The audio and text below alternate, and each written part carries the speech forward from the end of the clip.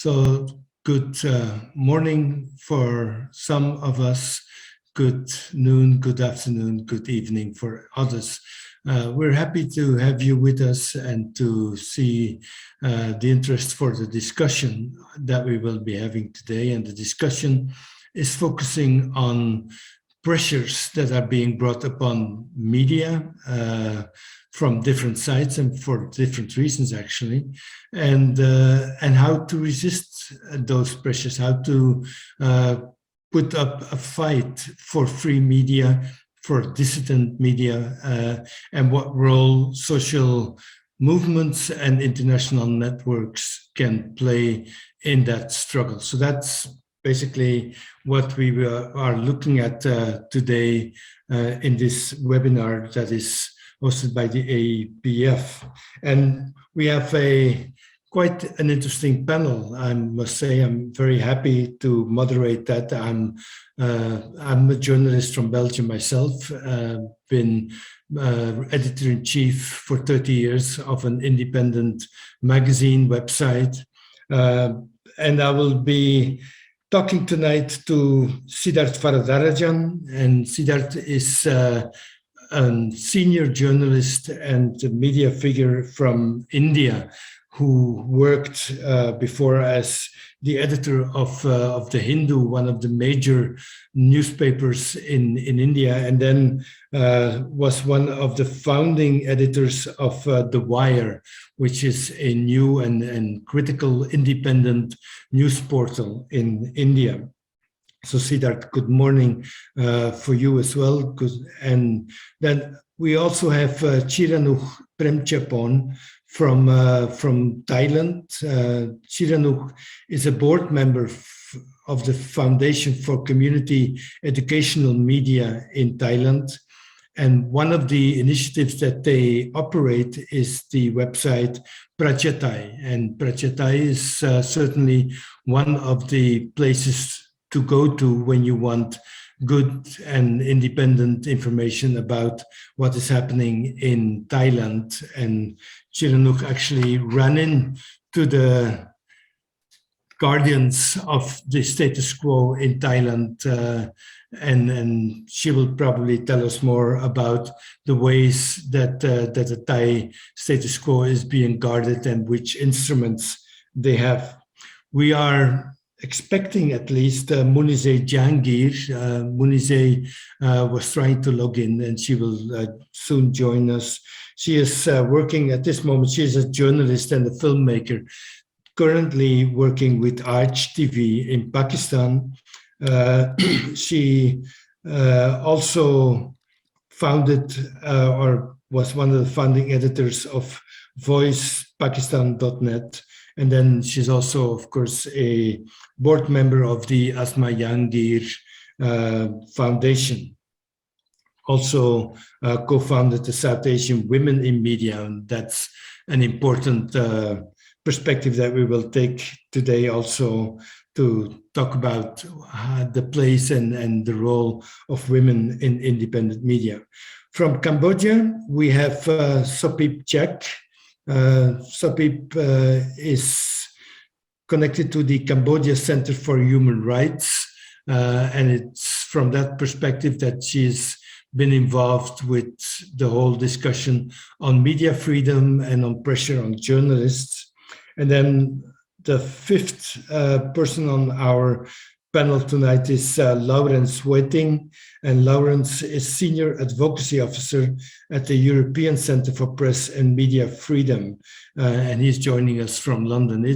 I think it's important to have also somebody from the European perspective, lest we forget that media freedom and the right to free speech is under pressure in Europe as well, not just in different countries in Asia, but in different countries in Europe also. So these are the five people that will join us. And to summarize what we will be doing, what we will be discussing with them, we'll try to identify and collect experiences of how media are being challenged and hampered from doing their work today in different countries. We will try to come up with good, better ideas to protect journalists from being harassed, intimidated, or even prosecuted. And then we will also look at the role that international networks can and might play in that regard. But let's kick off the discussion with concrete examples, because we don't want to be just looking at the major problems or the global trends. We want to build from local experiences. And so I would like to ask every one of the panel to come in with a first example of how they've experienced in their own experience or in their own country, in their own environment, one pertinent example of the way in which media freedom is under pressure. And it would be good to have that briefly, but that would give us immediately a broad range probably of experiences. And let me start with Chiranuch in Thailand, because that's the first image that I see on my screen. Chiranuch, if you can unmute yourself and come in with a concrete example of how in Thailand press freedom is under pressure. สวัสดีค่ะ Greeting from Bangkok and Thailand, the country that we don't have freedom. That my first remark. I would like to share a little bit about if we talk about the media practitioner in Thailand, especially professional media, I think we are in a better protection compared to citizen media and activists who are currently facing the threat and being silenced. However, the trend for the media in general is getting into worrisome. The recent phenomenon, I think that I would like to bring it up, that the media are facing, it happened a few weeks after the Constitutional Court ruling on the 10th November. The Constitutional Court read a ruling regarding a petition on whether or not the speech calling for reform of the monarchy given by protest leaders on the 10th August last year constitute overthrow rule of democracy with the king as head of state. The Constitutional Court ruled that the calls for reform of a regime are equivalent to overthrow that regime. So this is a very, I think, some backward, the back step that put into Thailand. And the thing that affect to the media, the NBTC Commission, General Pirapong Manakit, the NBTC is National Broadcast Telecommunication Commission, which is supposed to be the regulatory body that protect the media or support the media freedom. But he invite the representative of the various media outlets. And then he said, he recommend that media should not broadcast the 10-point demand for monarchy reform put forward by the activist group due to the ruling calling for monarchy reform is against the law, and reporting on such calls could be repeating the offense. He also said that reporters should not interview protest leader, protester, or those who agree with the demand, but may report on the event that happened. So, but not on the content, huh? Not on the content, and try to avoid to invite the protest leader into the interview or into the program, and not rebroadcast the speech that made during the protest and some call for the people to join the movement. So I think this is not the duty of the commissioner to do, but they always do. So we will probably have to come back on that later, because the whole discussion on the monarchy is one of the key issues, of course, in Thailand. But we will come back to that later. Thank you very much for that first experience. Let us go to India, to Sidharth, and ask him how, or to give one example of how media freedom is under pressure in India at this moment. Sidharth. Yeah, hi, thank you very much. You know, there are many examples that one can give, including from my own experience and the wires, but I'd rather not talk about ourselves, but talk about other colleagues. And I would like to highlight what's been happening in Kashmir over the last year and a half or two, where journalists who report events critical of the administration, particularly when it comes to reporting on incidents of violence that challenge the official narrative, invariably end up getting summoned by the police to and asked to give an account of themselves. They get upbraided and criticized, threatened and browbeaten. In some cases, tweets that some of these journalists have put out have been deleted by the police after taking their phones. And there is a general atmosphere of intimidation in Jammu Kashmir, which exemplifies, I would say, which is perhaps the harshest expression of the assault on freedom of the press in India. This is not to say that bad things are not happening in other parts. They are. And our fear, in fact, is that what happens in Kashmir is in many ways a test bed for measures that the government may then try to implement elsewhere.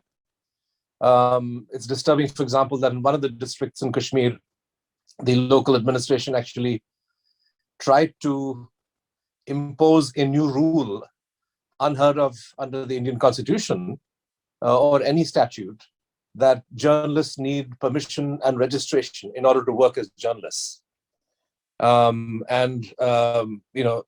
Internet bans are very common, which hampers the work of reporters. We've seen some examples of reporters being assaulted while on duty. And I think this is something which really needs to be highlighted internationally. Of course, other parts of India too. The disturbing new trend is the filing of criminal charges against reporters for doing journalism. The earlier form of harassment, going back over the last 3 or 4 decades, was to file a defamation case, right, and embroil a reporter or an editor or a publication in years of fruitless and pointless litigation.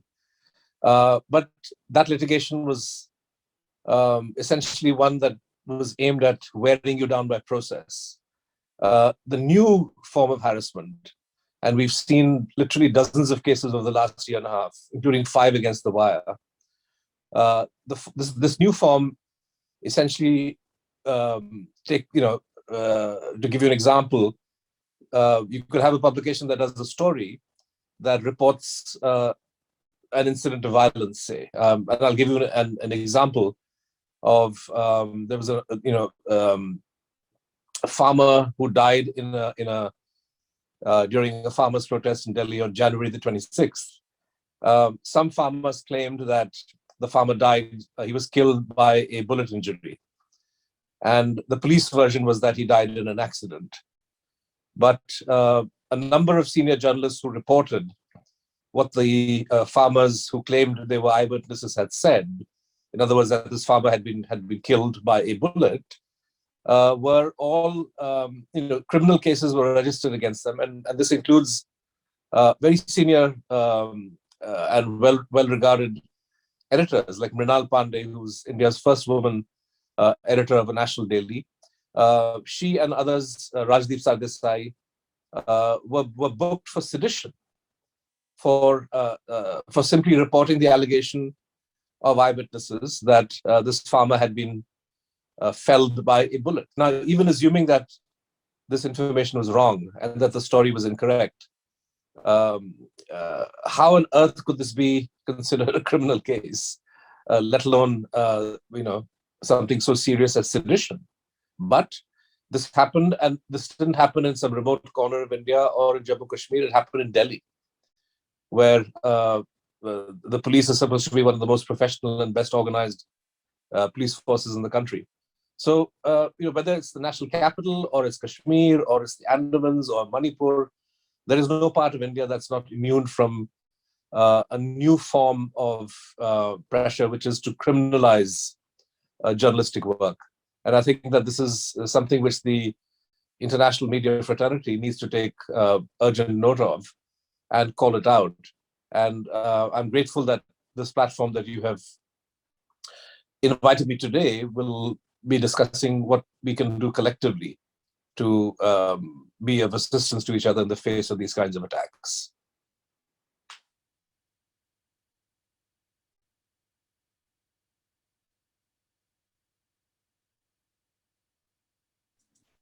You're muted. You have to unmute. Okay, I don't know how I got muted, sorry. So yes, we're going to Sopheap, and we see her already. Sopheap, if you can follow up with an example from Cambodia. We've had the examples of Thailand and India. Is Cambodia pretty much the same or different? Can you give us an example from your environment? Yeah, thank you, Ji, and good afternoon, everyone here in the panel and our audience who are following right now. Well, it's not really a different trend. I think in the region have been facing the kind of threat on the civic space, and that includes the press freedom. Of course, Cambodia have been known somehow, relatively free when it comes to the press freedom in the past decade. But, for this last few years in 2017, the press freedom really under a huge attack, with the shutdown of a number of media outlets and the arrest of journalists. And I just want to cite one example of the ongoing case against journalists, similar to our friend from India in Thailand earlier, the case against the two former Radio Free Asia, Mr. Un Chen and Yen Superior. The two have been, faced the criminal accusation simply because they are associated with the Radio Free Asia that have been shut down, in the context of crackdown on press freedom in 2017 that I mentioned earlier, with the shutdown of Cambodia Delhi, the sale of Phnom Penh Post, and a few other media. Over 30 media broadcasts have been shut down back then. So the Radio Free Asia somehow also in trouble, together with Voice of America during that moment. But for Radio Free Asia, their office have been shut down, and they only broadcast from abroad from the United States. So the two radio journalists, they have been accused by the authority, of supplying foreign state with the information, that prejudicial to the national defense. So it is really clearly a very serious criminal charge against them. And regardless, they were arrested, and then only nearly a year afterward, they have been released on bail. Although they are now out from the detention, but their case are still hanging. So it's nearly 4 years. It is 4 years already for their case, but it's still hanging against them. The last hearing that the court have been ruled out somehow, they decided that the case had to go back. Require further investigation on the case. So, clearly they have no evidence against the two, but the court still keep, hanging the case against these two. So it is just example how, the journalists are facing due to their activism. Yeah, and it's much of it is centered around national security, and it's something that that because Radio Free Asia is a foreign media broadcast as well. Yeah. All right, thank you very much for this. Well, not so good news from Cambodia, but it's a clear example. Let's move back to South Asia and ask Munizae Jehangir to come in from Pakistan and give us her first example of one way in which media freedom is under pressure in Pakistan. Munizae. Well, thank you firstly for having me. I'm very, very honored to be with such well-known journalists from across South Asia and other places. Some of the things that my colleagues are saying, we have been experiencing all of that in Pakistan. Now, sedition, for example, was a law that was brought in by the British to the subcontinent. And like in India, even journalists here in Pakistan have been facing sedition charges.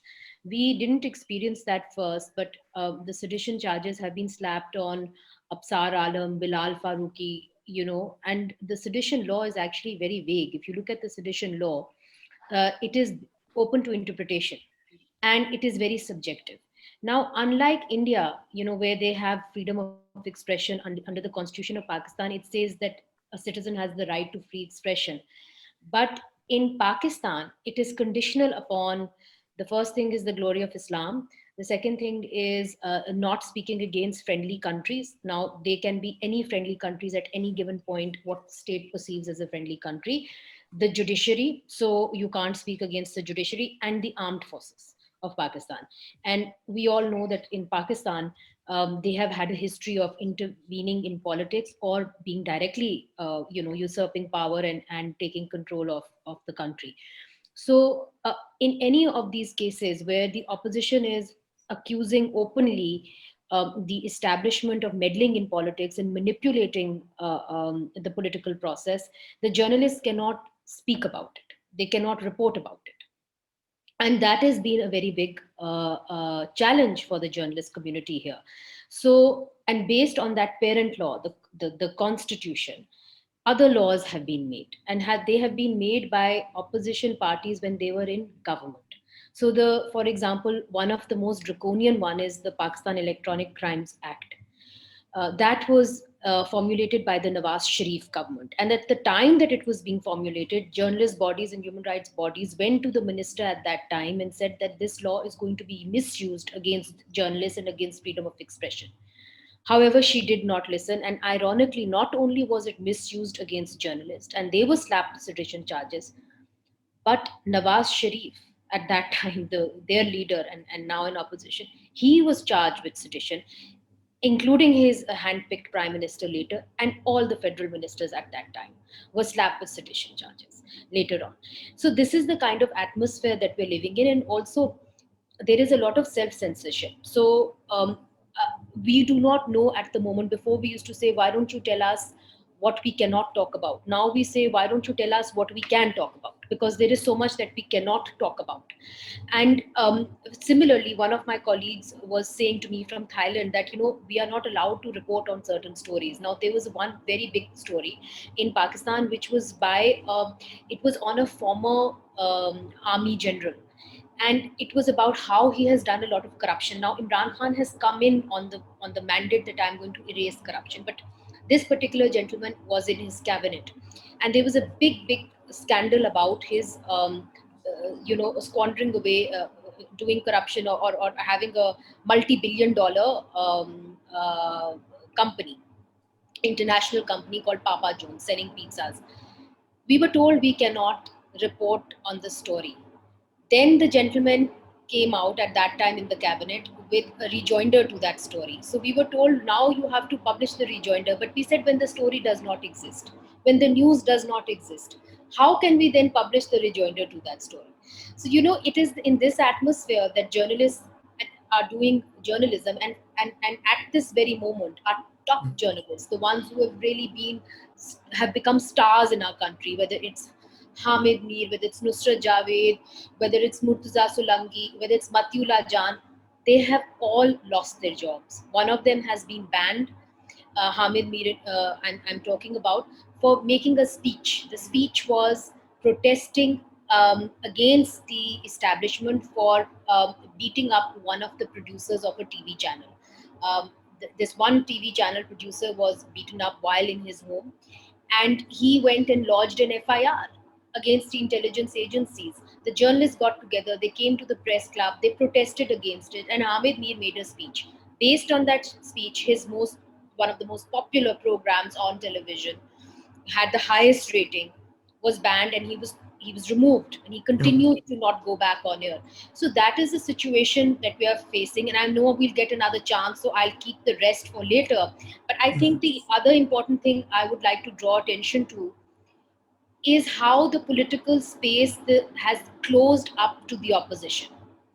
Um, direct me if I'm going on for too long, and then I'll stop. But in this case, recently we had a large human rights conference. I was one of the organizers of the conference, but it was the legal community, the journalists, the human rights activists. They get together and they put out a conference in which they invited Nawaz Sharif to address the closing ceremony. Like every year, there is a different political leader that is invited to address the closing ceremony. Of course, PTI, the ruling party, has also been invited, and they have spoken in the past. The wires of that conference were cut. I mean, they jammed the actual wires of the 3G, 4G suddenly went off, and in between we could not hear Nawaz Sharif.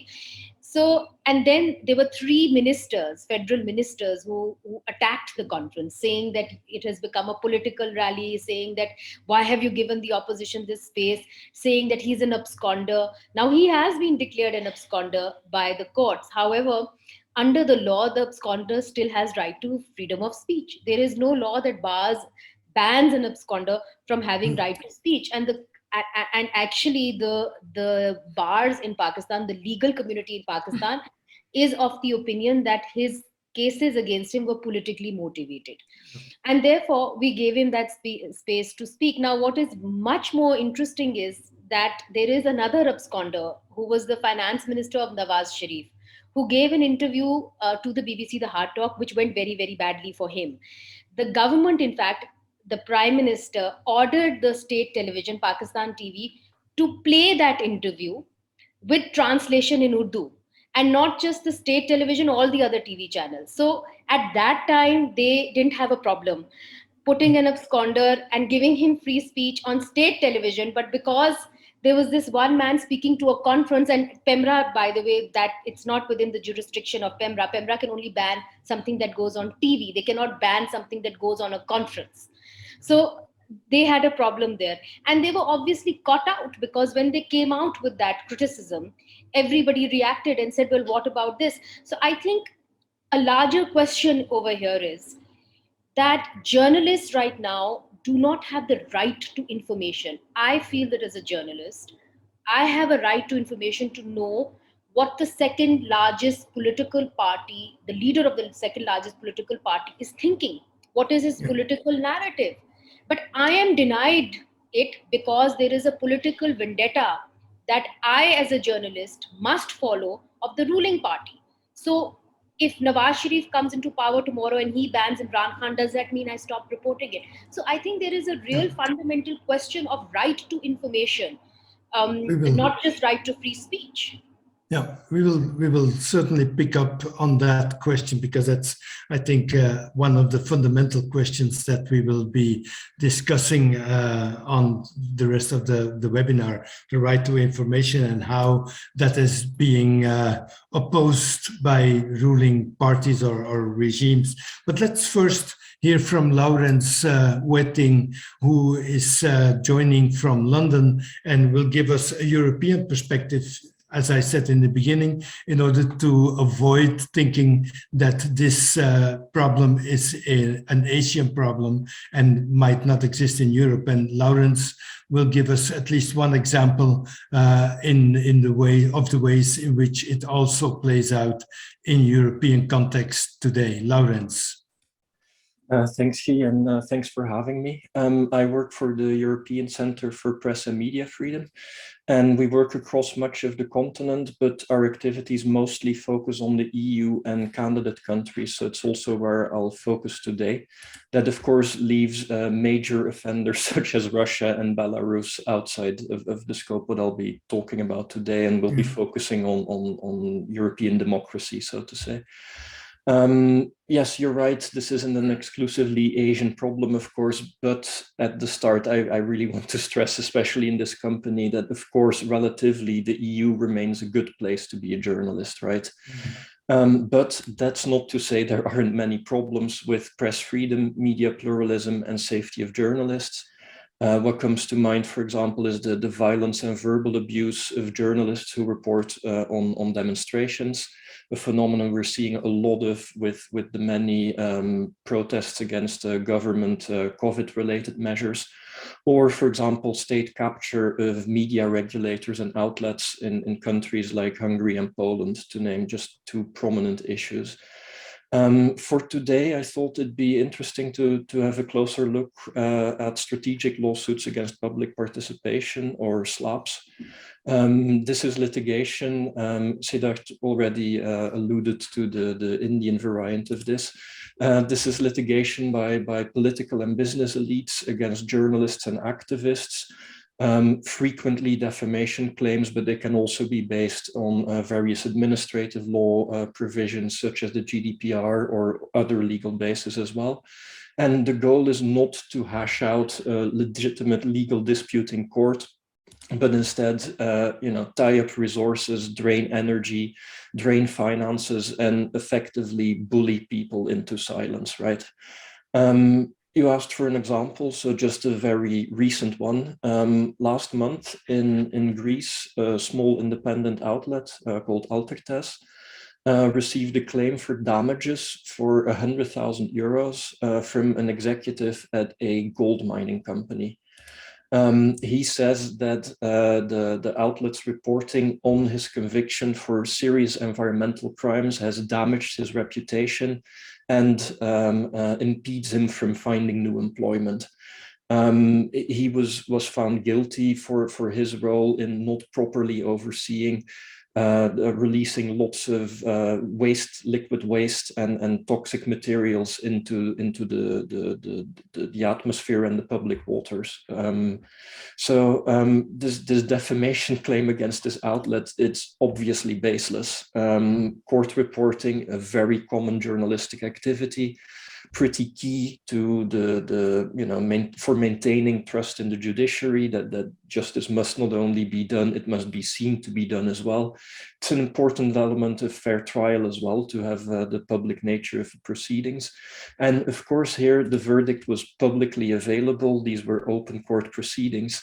And it's a very serious crime that he was convicted of. So publishing the names of the plaintiffs, as this outlet did, it's standard journalistic practice and overwhelmingly in the public interest. And yet they are now being sued for 100,000 euros for a small outlet. That's a very serious chunk of money. And the case, both in the baselessness of the claim, the kind of defamation claims that are being used, and the very exaggerated claim for damages, makes it a very typical example of a slap. It's the rich and the powerful who are trying to weaponize litigation to shield themselves from criticism and accountability. And so, yeah, that makes it, I think, a very typical example of a phenomenon that we're seeing across Europe, many of the EU member states, both within individual jurisdictions, but also cross-border cases, for instance. Yeah. Thanks, Lawrence, for adding that example to our first round of trying to see how pressure on media is being played out, and why the fact that you cite an example from the economic side, from a company, is important to add to the political and regime actors that try to silence or to curtail press freedom in many countries. We've talked about national security interest, status quo that is being guarded, majority politics. So it's many ways, and I think that is very important to take that with us from this first round of examples, that the pressure on media is multifold. It's not just coming from one side, it's coming from different sides. It takes different shapes, but it takes place at the same time. So we're facing a trend, but a trend with many hats on. And I think it would be good to return to the panel now with a more insightful question of why does this battle for media freedom really matter for social movements, for societies, and of course for media itself. So we try to ask from you to give us a brief insight of why do you think, or what are the main strategies used in your country to suppress media freedom, and why does it matter to maintain the fight for media freedom? So you already started saying from your examples, but now you can broaden that up. And Sidharth, I'll start with you again this round to see you gave examples both from Kashmir and from your own experience with the wire in Delhi or in Uttar Pradesh. So what would you say is at this moment in India the real driving force behind this trend to suppress media freedom, and why is it important to resist it? Look, the driving force is very obviously the intolerance of the government towards any kind of criticism. And what they're doing to the media is mirrored by the government's approach towards academics, towards comedians, towards dissent of any form.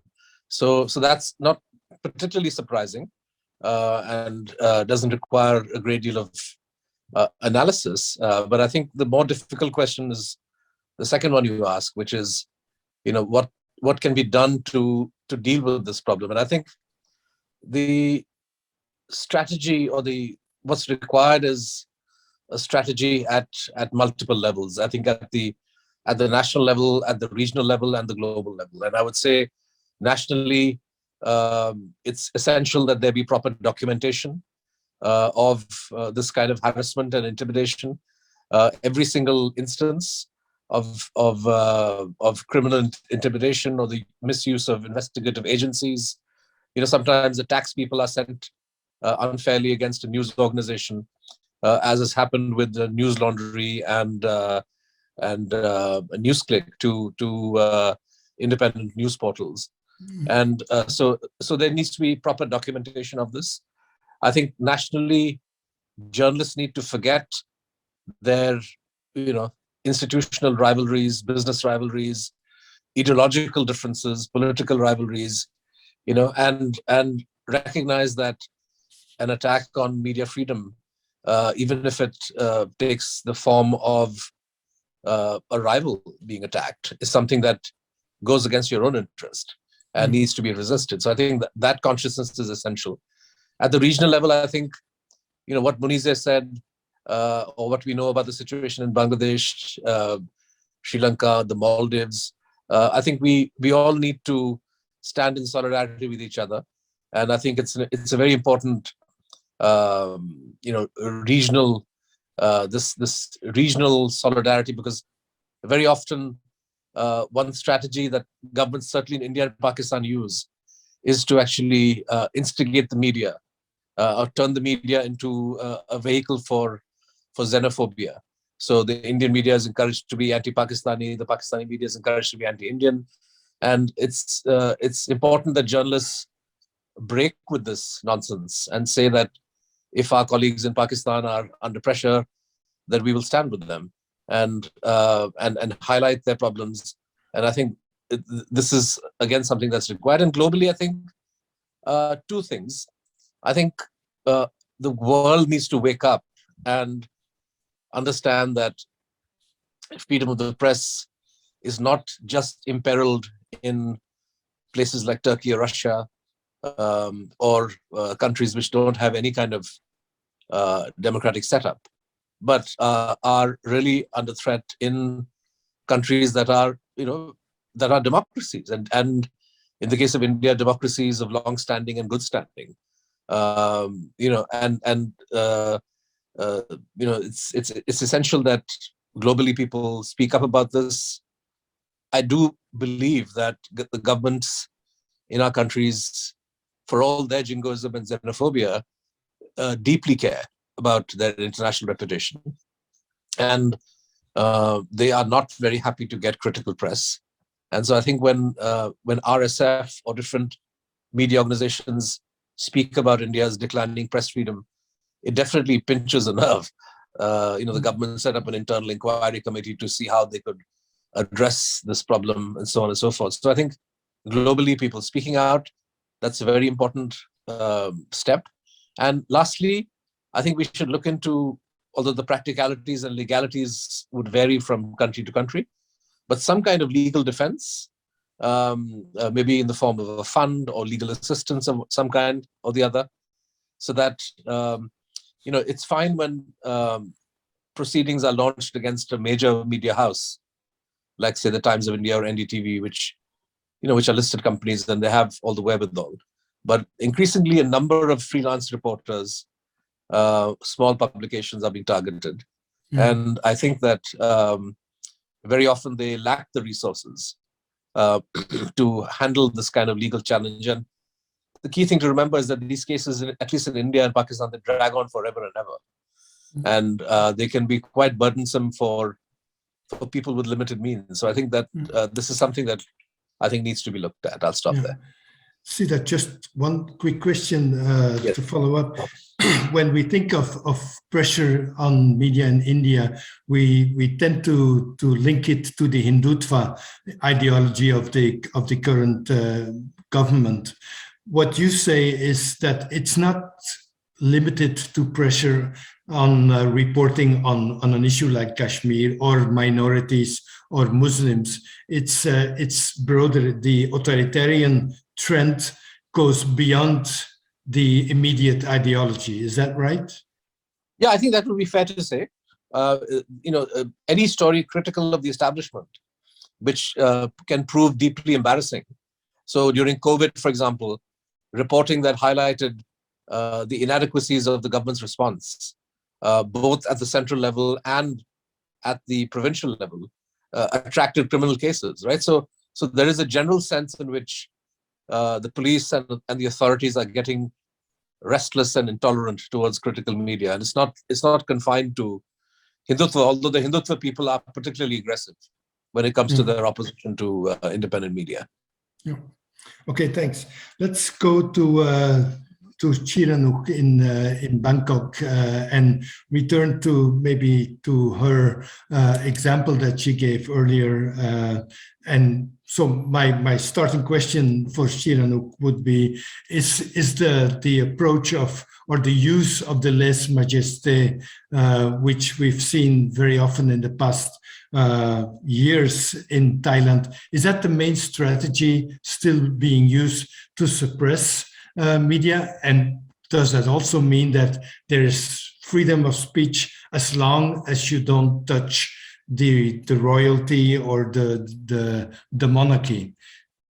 Chiranuch. Oh, yeah, thank you, too.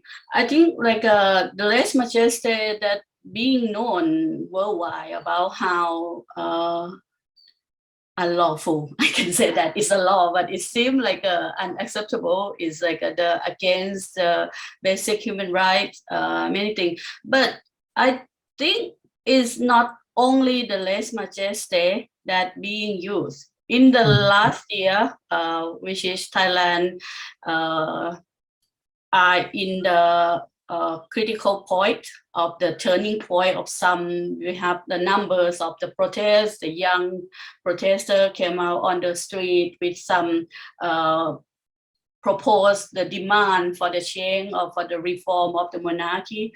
So the Last Majestic, it used to be very scary for many people. Like I've been charged 10 years ago, but nowadays the people already like how to say numbers of the people that been charged, and there are not like a stigmatization as in the past. In the past, if you've been charged with Last Majestic, you are being seen like you are the traitor, you are the enemies of the country. But right now, like just 1 year, for about 1 year, because the Last Majestic in this time that being used, it started in November last year until this now. It's more than 150 cases that been charged, that been indicted, and someone been charged with 20, more than 20 counts or more than 20 accusations, one person, like everything. So it's nowadays the people seen it as like it's still like the heavy consequence for the people, but it's not. It's less stigmatization. People understand this is the right for the people to talk about, to question about, or to say something about the roles of the monarchy, especially when related to our life, when related to the tax money, related to the power of the monarchy that expand into the thing that not like the constitutional monarchy anymore. So we are sometimes say like it seems like we are de facto absolute monarchy rather than being the constitutional monarchy. So this kinds of phenomena is more publicly speaking, and yeah, it's not the major thing that suppress the media or suppress the freedom of expression, but it's still like make a strong effect. The chilling effect is still happen because the numbers of the case and the denied bail. So right now the protest leader, some of the protest leaders been in jail for more than 3 months. It's a pre-trial detention without the trial yet, but they already been kept in jail for 3 months. And I think I would like to ask some more strategy of the shrinking the media freedom, which I can see is like a 3 or 4 things. I would like to share like if we talk about the mainstream media, especially the broadcasting media, they have less freedom in general. Usually, they have less freedom. They are under the regulation of the NBTC. So their license will be leased to. So they already practice self-censorship pretty much. So we don't have to think much about that. And however, nowadays their viewership also decline. I think this is a trend globally, like the mainstream media, established media, maybe decline in their viewership, and the people get news or information on the internet and the social media. And in the last 5 years, the online outlet have more courage to report on issue which used to be underreported. When I say the online outlets, compared to when Pracha Thai started 15 years ago, we are quite so lowly. But nowadays we have numbers of friends in the online outlet that report in the sensitive issue, the issue that relevant to the public interest that used to be under report. So I think we have this kind like in the media landscape. For me, this is a positive trend that happened. And one of the journalists that I respect her pretty much, the Tapani Yesichai, she's a TV journalist from on the popular free TV channel. And now she also found her own outlet, the Reporters, which is covered on the Facebook page and on the website. He says, if people dare to speak up, but journalists have no courage to voice it out, you should not be a journalist.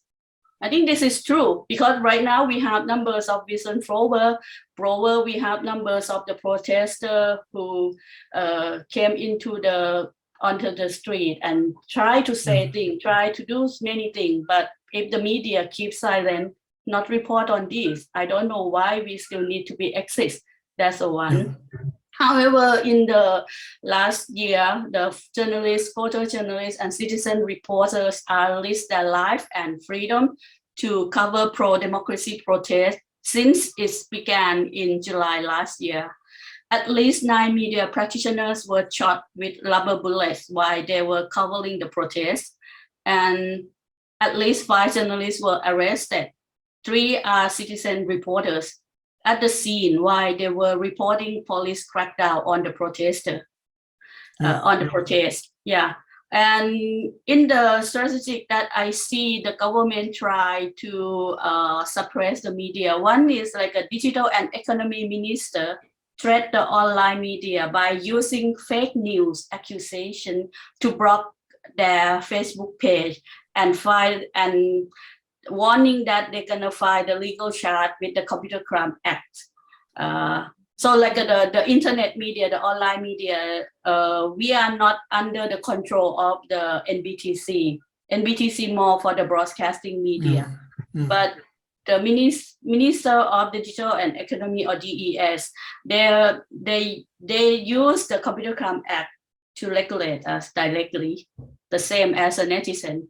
So, and one of the tactics that I think in Southeast Asia or in some repressive country, we will use to it. They're using the tactic of operational information, or we call IO, to attack the dissident media, scholars, and social critique.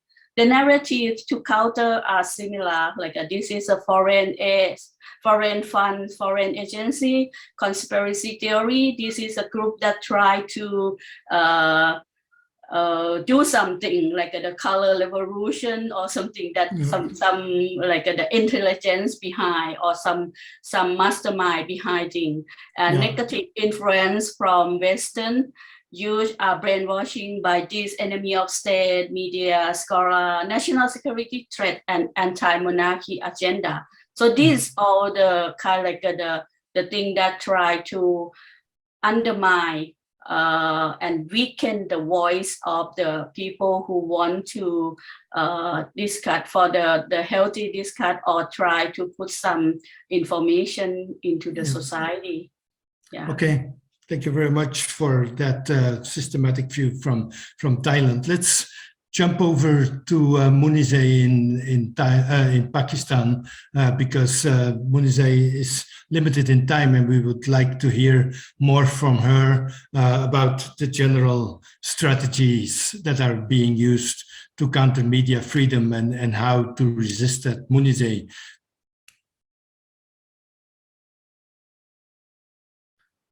Munizae, are you still there? Yes, sorry, I was on mute. Okay. I think the question that you really asked is, why is it important for us to fight for this? And what are the strategies that we can make? I think that one of the, and I'm hearing all my colleagues here, one of the misconception of states around the world is that the media is somehow responsible for their image. They keep telling us that, you have to project our soft image. For that, you have PR companies. The media certainly can't be doing that. And, the media is there to actually report the truth. And I think that one of the things that media all over is facing now. I work in electronic media, and I work also with the digital media platform voicepk.net. We are facing in Pakistan really a situation where our credibility is challenged in many ways. It's in question because we are imposing a lot of self-censorship in order to stay alive, in order to at least be on air, because we have seen in the past how journalists who have gone and done shows, their shows have been shut down. And because the social media is reporting the full truth, we are facing a crisis of credibility, because social media is telling you what the electronic media is censoring out. Secondly, in Pakistan, what has happened is that the army has tried to control the media very carefully financially, which they have never done before. They have encouraged businessmen who are very aligned with the military to open up media channels. So before we had 5 or 6 major media networks, now we have up to 39 news channels. So the pool of advertisement, the advertising pool has been divided. And therefore there is less money to go around. And all of these media houses, the old media houses, are facing a huge financial crisis. Similarly, government has stopped giving ads to media channels will not toe their line, which is basically the old traditional media houses. And the new guys on the block are not hiring journalists. They are hiring anchors who have, these grand, glamorous shows, who spend perhaps more time, getting dressed up for the show than actually doing any research. So I think that's where the media landscape has really changed. The mood has really changed. It is no longer a strong newsroom. It is no longer a well-researched journalist. It's really the lights, the makeup, all of that, and a lot of money. So I think that way it has changed. And why is it so important? Like Sidharth also mentioned, that there needs to be more of perhaps a network that brings journalists together, and journalists that are beyond borders, to say that, look, we are here to tell the story of our people. We are not here to tell the story of the government in power. We also face in Pakistan, for example, that the government has always been very contradictory in its stance on very important national issues. Just 2 years ago, the Taliban were our enemy, and we were told to run songs against them, like national songs were made against the Taliban. Today, the government in power is speaking to the Taliban, peace negotiations. So they were enemies yesterday, and we were told to call them terrorists on television. And you're talking about TTP, the Pakistani Taliban, right? I'm talking about the TTP. Yeah. And when they killed these children in Peshawar, we ran hours and hours of material, of songs against them, calling them terrorists.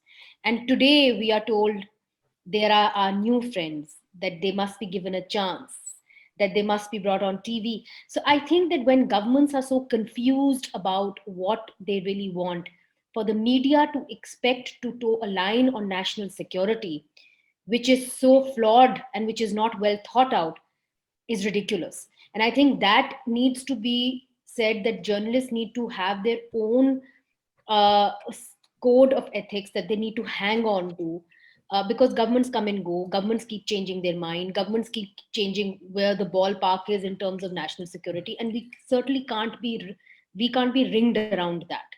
So I think Munizae, can just throw in a quick question, because most speakers have been pointing to governments, or you mentioned the military, Lawrence mentioned important economic players.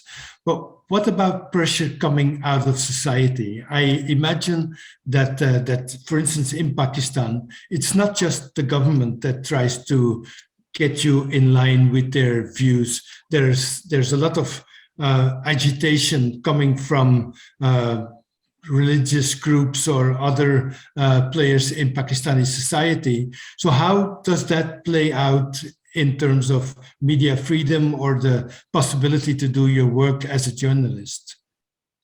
Well, certainly there is that aspect as well. I mean, just as we speak, there is, very bad news coming in from Sialkot on religious groups that have encircled a factory and burnt it and, accused somebody of blasphemy. So, um, journalists are always at a risk by religious groups. Having said that, that is something that journalists, by and large, can in some ways deal with collectively, because we have known that force before.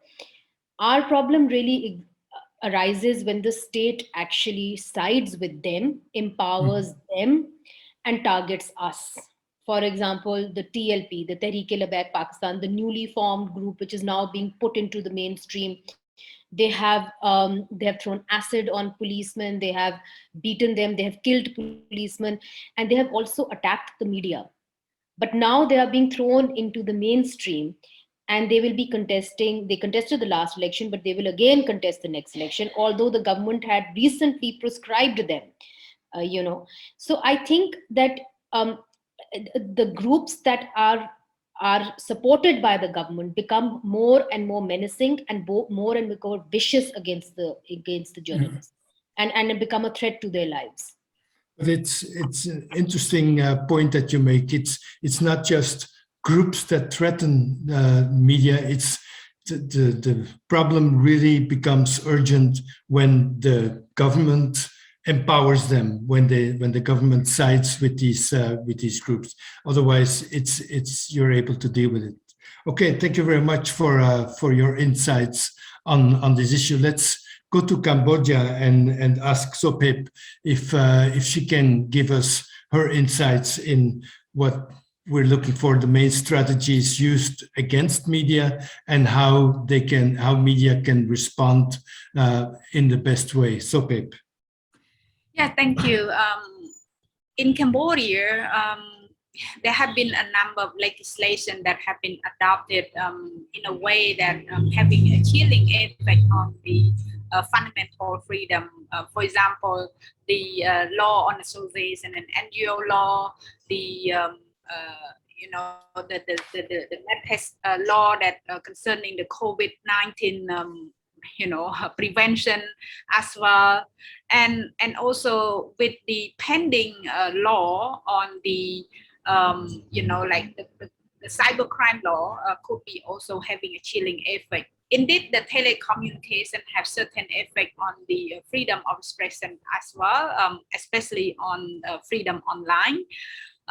But recently, the government have adopted a the National Internet Gateway Sub-Degree that would having a lot of impact on the access to information. But beyond this repressive legislation, a number of tactics have been used against the journalists, including the judicial harassment. As I mentioned, the case of 2 former Radio Free Asia, it was just one example, but indeed there have been other cases where journalists have been jailed because of their their reporting work. And in some cases, especially since 2017, there have been a number of cases of revocation of the license of the new media company, and the website blocking is also attached along with that license blockade. And beyond that, we have observed there have been a physical attack on journalists, especially when they are doing the reporting, like during the protest, for example. Even they are wearing the identity as a journalist, they are facing the threat of crackdown from the authority, and imprisonment of individual, not just the journalists, but the case, ongoing case against individual for their speech, having a chilling effect on anyone, including the journalists themselves. And when it comes to the imprisonment or the judicial harassment, the common tactic have been the delay justice. when I say the delayed justice, it means the hanging case against individual, like I mentioned about the two former Radio Free Asia, you know, it has been 4 years for them, you know, without knowing what's going on, how far they have to, you know, been under this kind of limbo. So the delayed injustice is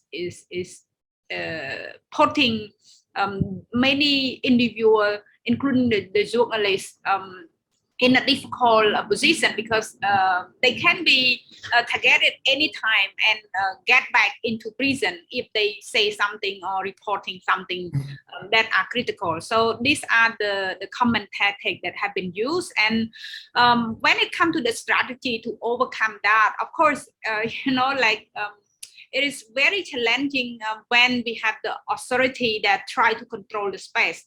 But what we should do as civil society community, we need to have a you know, strong HOD protection mechanism. I mean, human rights defender mechanism that extended to the journalists as well. Like our organization, we are working broadly on a human rights work, but you know, attention to journalists is one of our agenda as well. So we extend the human rights defender protection mechanism, especially to the journalists as well. So the protection, including providing them with the lawyer, with the security support, you know, in case they are under threat, and also with the humanitarian support when they are in jail, for example, because it's really critical as well. I forgot to mention, you know, the condition of the prison condition in Cambodia is really terrible. I'm not sure of other prison in the region, but in Cambodia, you may know, you know, it was you know, the condition is not really human, and therefore, you know, extending the humanitarian support to individual in jail, but also extending the support to their family member are necessary.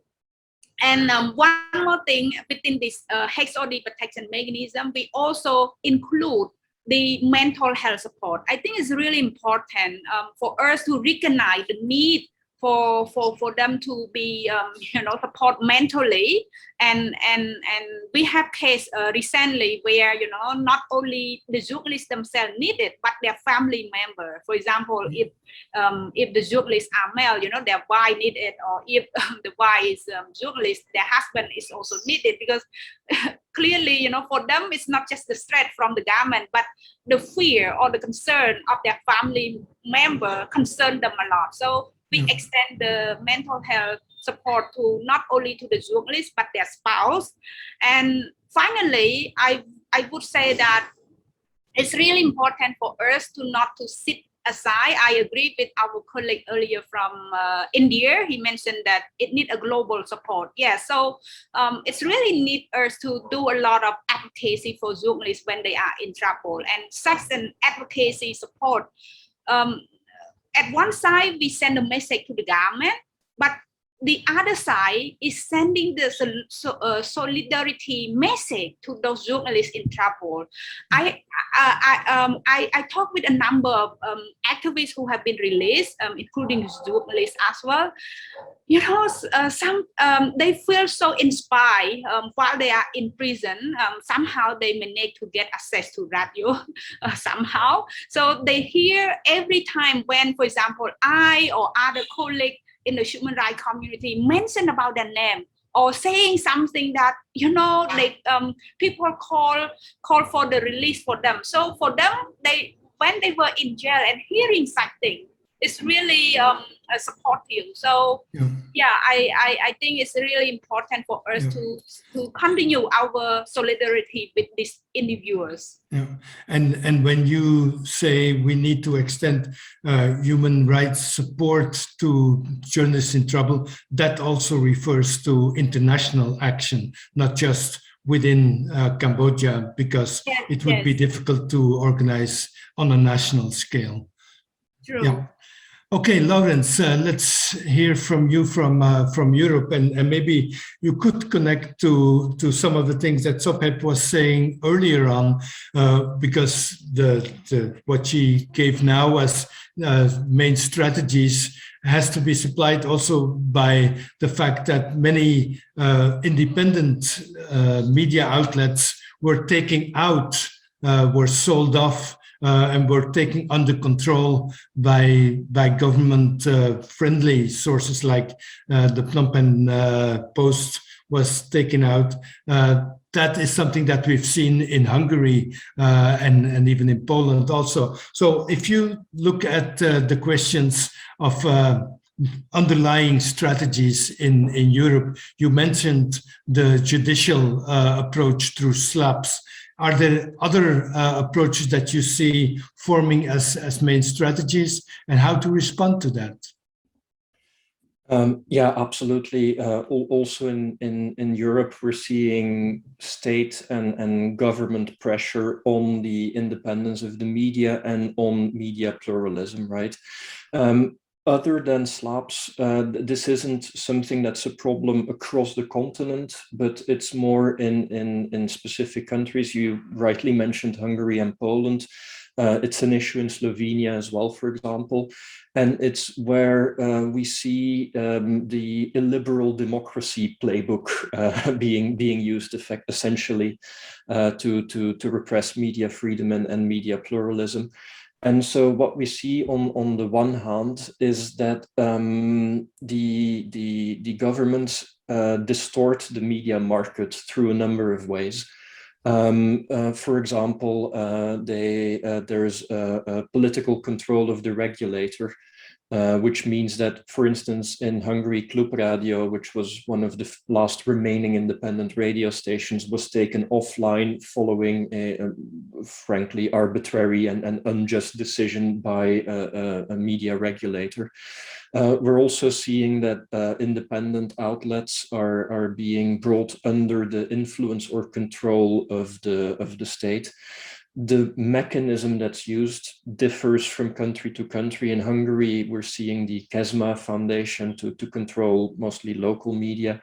In Poland, it's its own version of the same story, where the state-controlled oil company, PKN Orlen, is used to buy up media distributors and outlets.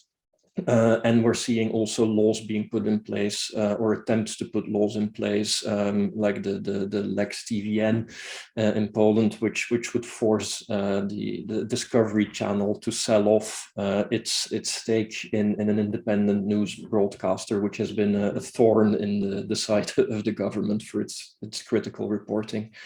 Mm-hmm. This sort of market distortion is then being supplemented or combined with effectively dividing the journalistic community. There's smear campaigns that are being driven by political leaders who single out specific journalists as suitable targets for trolling on social media, for example.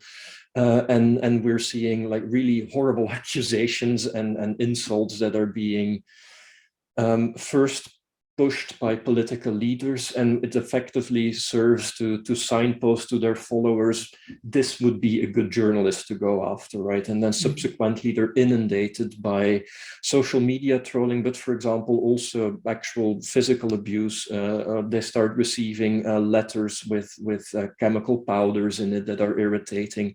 And so on and so forth. It also signals to part of the population that it's okay to in Slovenia to go harass journalists at RTV Slovenia, go try and occupy the TV studio, disrupt the broadcast, and so on. So yes, this is also something that we're seeing in Europe, albeit in its own variant, right? Maybe to come back though also to the example of the pressure from the private side through the abusive litigation, because this then also ties in.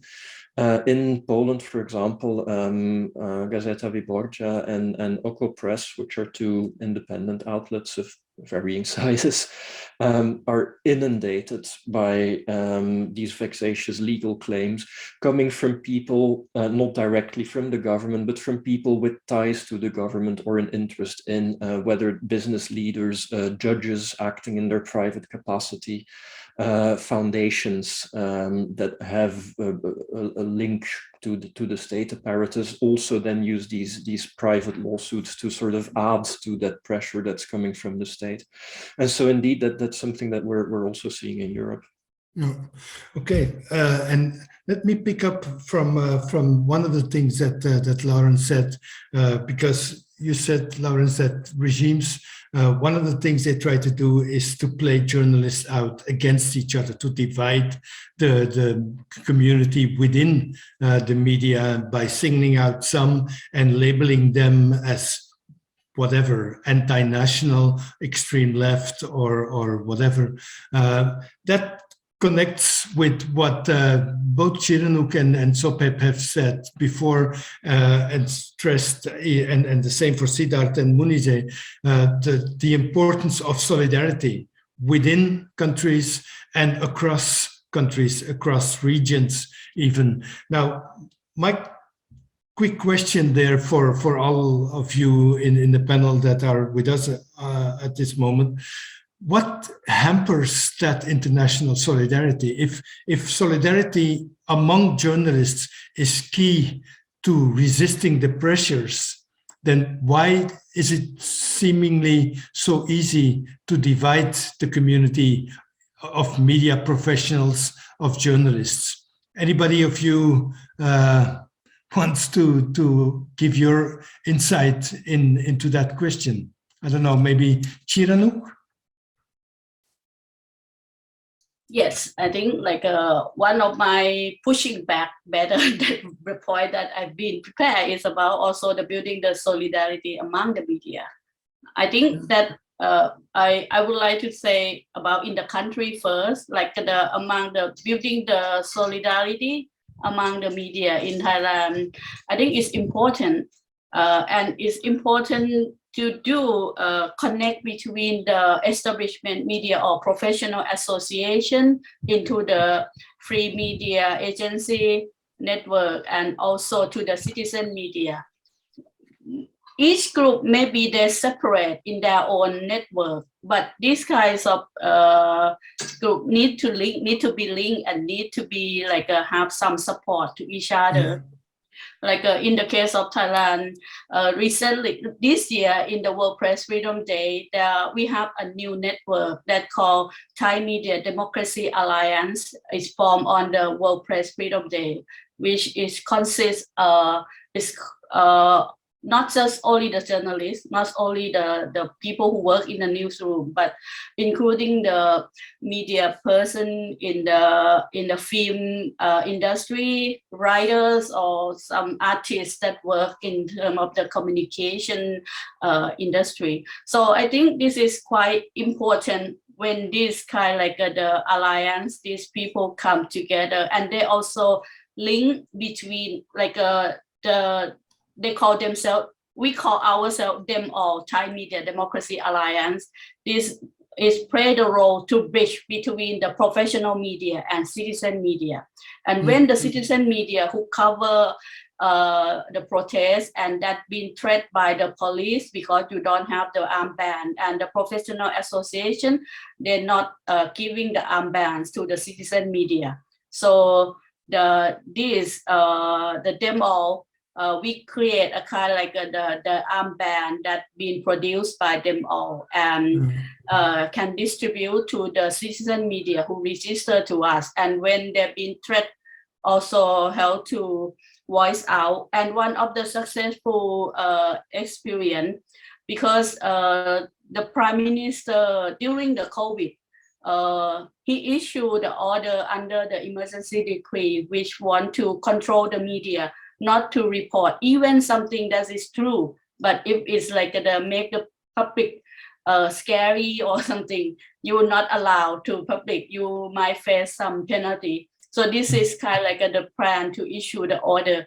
And then with this kind of like the strong solidarity, we voice out and we protest, we against these kinds of order until the prime minister have to withdraw that order. I think this kind of solidarity is very, very important. And right now also the journalists under them all, they also have some like the try to file the lawsuit against the police or against the government for the failing to perform response under the COVID. So this is a kind of like the thing that the solidarity that can help.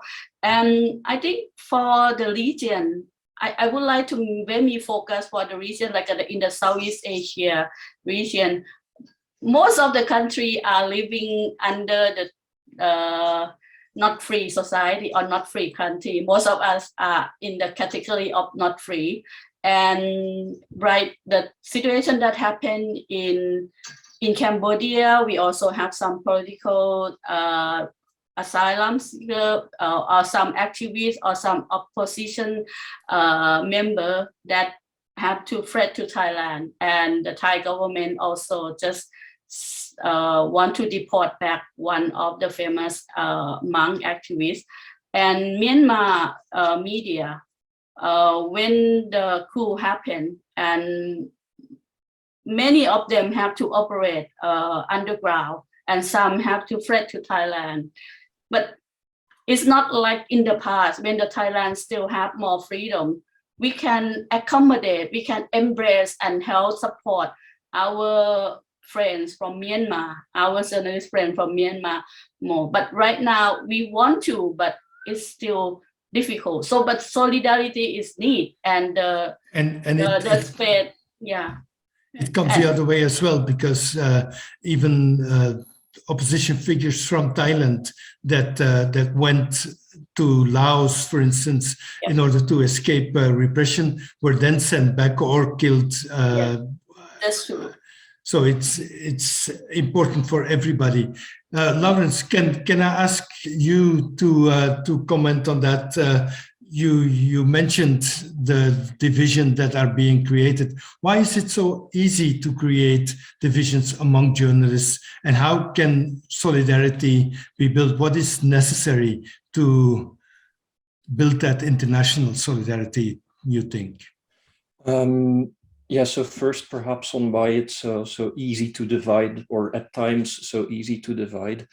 Effectively, in these countries where we see state capture of independent regulators, independent media, the end result of that is the creation of what's effectively a propaganda machine, right? So we're not talking about independent journalists who attack other independent journalists. We're talking about reporters who have a clear political point of view and who use their profession to advance that political point of view, set against the context of populism, and where you have then political leaders who have this really aggressive, divisive approach to things that then translates into what those journalists do as well, right? So in that sense, it's that explains the political aspect of it, or the polarization, politicization is one explanation. I think the other one is probably an economic one. It's not free to express solidarity, and it's not free to resist either. When your outlet is independent, does not go along, is critical of the government, you'll see all kinds of pressures, and that includes, for example, being excluded from government advertising budgets, which has also usually the add-on effect of signaling to other important economic actors in the country who want to have access to government contracts, to build roads, to build bridges, hospitals, all kinds of procurement processes. Well, they might not come out as the winner if they advertise in a newspaper that is seen as the enemy of the government by the government itself. And so, you know, there's reasons not to speak out. that are driven by economic considerations, right? Both at the institutional level of why an outlet as a whole would perhaps choose to tone it down a bit, but also at the individual level for a journalist, right? If you then become the next target, or if you lose your job, I can see why that's not an attractive proposition. So I think that's why it's so relatively so easy to create these divisions and relatively hard to establish solidarity mechanisms. That having been said, I think there's a lot of solidarity mechanisms there, both within the domestic field, but also across Europe. You know, you see a lot of support for journalists who are experiencing the same, or who are seeing this thing happening from the outside, and who engage, who write about what's happening in say Poland, Hungary, in their own domestic newspapers and outlets. So there is some of that there that needs to be supported. And one of the ways that can be supported, I think, is through the work that we do as a civil society actor, which is frequently bringing people together, putting a spotlight on these things, trying to, you know, like disseminate the message of what's going on, and helping to build and sustain these networks. Sopheap, you were the one that really emphasized the importance of international solidarity. What would you say is really needed to build that network of solidarity among media activists and journalists in order to better protect the freedom of speech and the freedom of press? Sopheap? Well, yeah, I think it's really important for the international solidarity, as I mentioned earlier. You know, even among the local community, sending a message through like media, or having certain advocacy campaign for them, and networking or coordinating with the international community to send a wider support is really necessary. But what I noticed, the challenges, those I have no problem with diversity.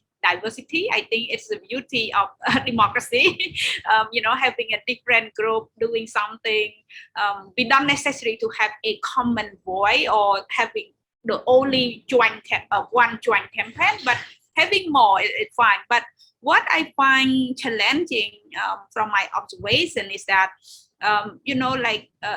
we can see quick or large international solidarity towards certain media outlets that are quite known. For example, if Reuters journalists are in trouble, yes, you will see a lot of voice, going on. But if a local journalist in Thailand, for example, or in Cambodia, we don't get that kind of attention. So my feeling here is really need for the international solidarity to kind of not to kind of ignore, or what to say, not to kind of divide themselves, to the prestige of the media outlet itself. But we should stand by with any individual, regardless of whether they are working for a known media outlet, or they are working for the recognized one. But any journalists that have been in trouble simply because they exercise their press freedom, or simply because they do their reporting work on the ground, I think that is necessary. Yeah. Maybe and to wrap up our very interesting discussion, but to make that concrete, it could be an idea maybe to try to connect. Next week, the Nobel Prize for Peace will be awarded to two journalists. One among them, of course, is Maria Ressa from the Philippines. So that creates maybe a momentum to ask international attention for the plight of journalists. And if we could connect the visible stories of Maria Ressa and Rappler with local examples, as you said, Sopheap, that could be an interesting way of building this relationship and building an international movement to not just focus on high-profile, visible cases, but to ask more attention, more solidarity also for local journalists who have very little ability to defend themselves, both against the warfare or the lawfare, as Maria would call it, against media and journalists, or the political pressures and repression that are coming our way increasingly, as a matter of fact. So thank you very much, all of you, for joining this discussion, this very interesting panel debate about the pressures that are building against free speech, free media, the right to dissent, and the different strategies that we see evolving at this moment. And more importantly, probably how to push back better, how we can support each other in a response that would strengthen dissident and independent media to do their work, to play their role, to be pillars of democracy and of free societies.